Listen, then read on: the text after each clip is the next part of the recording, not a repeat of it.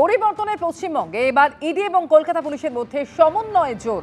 কলকাতা পুলিশকে 7টি আর্থিক দুর্নীতি ও তছরূপ মামলা সম্পর্কে তথ্য দিল ইডি। এই মামলাগুলি নতুন করে তদন্ত হবে। এ বিষয়ে নিয়ে আরো বিস্তারিত জানবো। আবির দত্ত আমাদের প্রতিনিধি এই মুহূর্তে রয়েছেন আমাদের সঙ্গে। আবির, ইডি এবং কলকাতা পুলিশের মধ্যে সমন্বয় জোর, সেক্ষেত্রে কিভাবে এই প্রক্রিয়া শুরু হলো?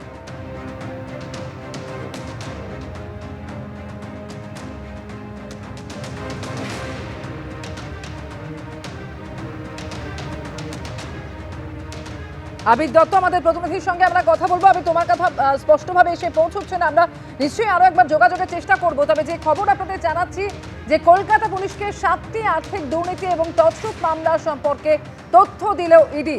এ বিষয়ে আরো বিস্তারিত জানবো। আবির দত্ত রয়েছেন আমাদের সঙ্গে। আবির, বিস্তারিতভাবে জানাও।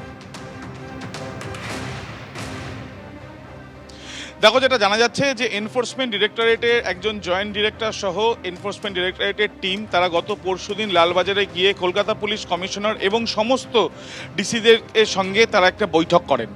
সেই বৈঠক মূলত দুটি কারণে হয়। প্রথম, বেশ কিছু শিডিউল অফেন্স, বেশ কিছু মামলা সংক্রান্ত বিষয় নিয়ে যাতে একে অপরের মধ্যে সমন্বয় থাকে সেই বিষয় নিয়ে একটা সহযোগিতার হাত বাড়ানো এবং সেই বিষয় নিয়ে আলোচনা করার জন্যই এই বৈঠক।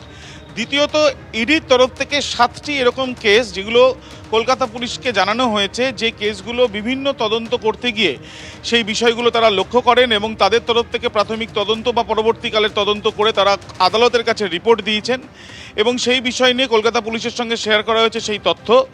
যেই কেসগুলো প্রায় 7টির মতন এরকম কেস, যেই কেসগুলোর মধ্যে অনেকগুলো যেগুলো দেখা যাচ্ছে যে কলকাতা পুলিশে আগে এফআইআর হয়েছে, ডিটেকটিভ ডিপার্টমেন্টের তরফ থেকে সেটা দেখা হচ্ছে। দ্বিতীয়ত, এফআইআর হলেও সেইভাবে সেটার অগ্রগতি নেই তদন্তে। তৃতীয়ত, সেগুলোর এফআইআরই নেই। সেই বিষয়গুলো নিয়ে কলকাতা পুলিশের সাথে তথ্য দেওয়া হয় ইডির তরফ থেকে, যেগুলো মূলত আর্থিক দুর্নীতি থেকে আরম্ভ করে আর্থিক তছরূপের মামলা। পুলিশ সূত্রে যেটা জানা যাচ্ছে যে এই যে বিষয়গুলো যেগুলো শেয়ার করা হয়েছে ইডির তরফ থেকে, তাদের তরফ থেকে এটা পুনরায় দেখা হবে, সমস্ত বিষয় পুঙ্খানুপুঙ্খ তথ্য অনুসন্ধান করে তারা এই বিষয় নিয়ে কী রকম দুর্নীতি বা আর্থিক তছরূপ সেগুলো তারা খতিয়ে দেখবেন, সেই ক্ষেত্রে তারা উপযুক্ত ব্যবস্থা নেবেন। দ্বিতীয়ত যে কারণ এই বৈঠকের, এবং তারপর যেটা জানা যাচ্ছে যে মূলত ইডি এবং কলকাতা পুলিশের ক্ষেত্রে এর আগে যে কটি কেসে যখন ইডি তদন্ত করতে গিয়েছিল বেশ কিছু তথ্য চাওয়ার ক্ষেত্রে তথ্য চাইলেও সেই ক্ষেত্রে সেগুলো পাওয়া যায়নি বা অস্বচ্ছতা কিছু ছিল। এই স্বচ্ছতা যাতে থাকে তথ্য আদান প্রদানের ক্ষেত্রে, সেই জন্যই সমন্বয় রেখে যাতে কাজ হয় তাদের মধ্যে এই আলোচনা হয়েছে এবং সেই আলোচনা দুপক্ষই সম্মতি মিলেছে এমনটাই জানা যাচ্ছে। ধন্যবাদ আবির। এবিপি আনন্দ, এগিয়ে থাকে, এগিয়ে রাখে।